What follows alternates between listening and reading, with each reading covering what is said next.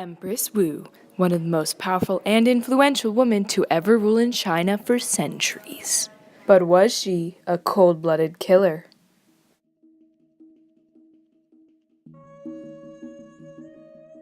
This week on History Unsolved, we covered the case of Empress Wu and her alleged killings. This case is incredibly unique in that it asks the questions, do we trust the recordings of history even if they have a bias?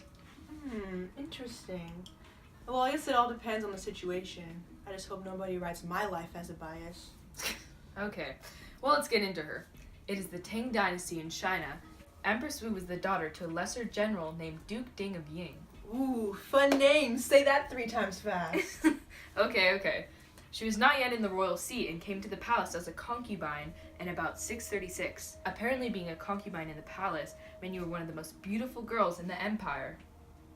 Oh, yeah. So, like Miss America or Miss Universe or whatever? Yeah, I guess.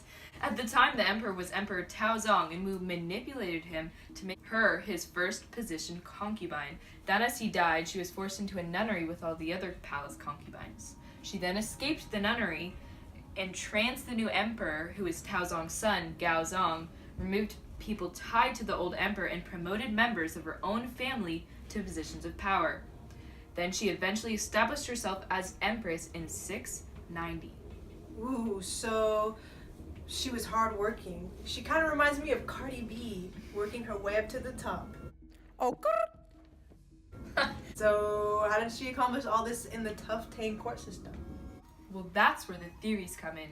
Theory 1, she was just really good at manipulating. She was described as an enchantress who created her path to the throne by using people. So, she was a social climber? I know a few people like that. I heard that. Never mind. Whatever. Some historians also believe that she had multiple scandals with Gaozong, Taizong's son, before his father died and took the throne. She had set plans to be in control of Gaozong.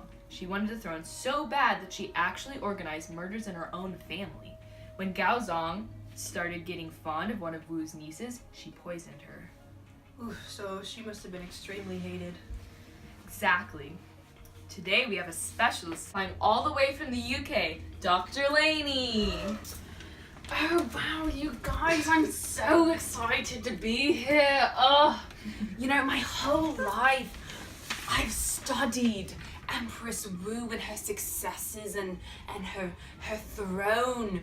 And today I've brought a well-preserved portrait of Empress Wu from the post-classical era. As you can just see the beauty etched into the paper around her face. Wow, I'm speechless.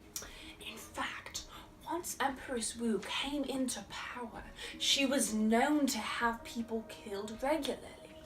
She ordered her 2 rebellious princes' heads to be chopped off and brought to her palace.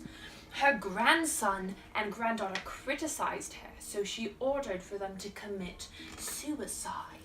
She ruthlessly poisoned her husband and smothered her own week-old baby daughter, blaming it on Gaozong's first wife named Wang. And then when she became empress, she cut Wang and another enemy of Wu, the pure concubine, hands and feet off and threw them in a vat of wine, as you can see here.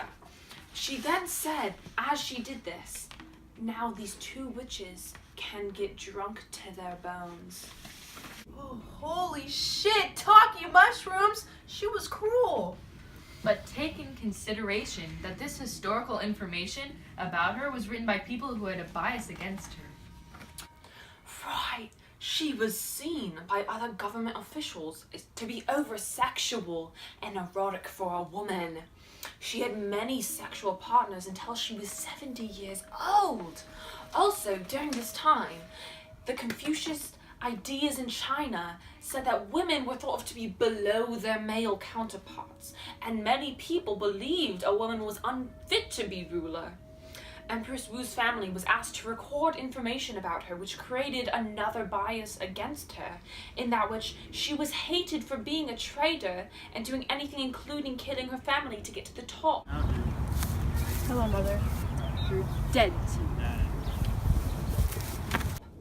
In fact, she was so hated that there was no writing on her tombstone.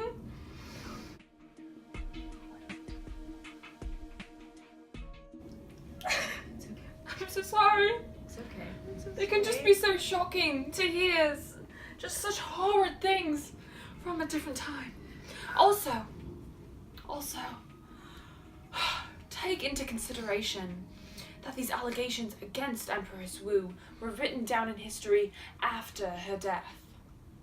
So, this is answering your question. Can we trust the recordings of history even though there is a bias? In this case, there is a gender bias. So, would we trust this information? I mean, this information is important to get a perspective on the most successful female ruler in China for centuries. Although this information might not be entirely correct and accurate, it is extremely valued. But why would we trust and value this information if we can't confirm it's completely true and correct? And that's why this historical case will forever remain unsolved. Somebody wants. Go. Wait, I looked at the camera. Hello, Mother. Wait, you guys, that is not. In the shape of an L on her forehead. Do we... Sorry, I just... Yeah, I guess. At the sorry. Yeah, I know a lot of stuff about that era. Agreed. Wait, that makes no sense. You're right, we should probably cut that out. Okay. Actually, I brought my whole life. I have... Holy shit, talking mushrooms? That was cruel. Sorry. Alright. So this is answering your question. Can we trust...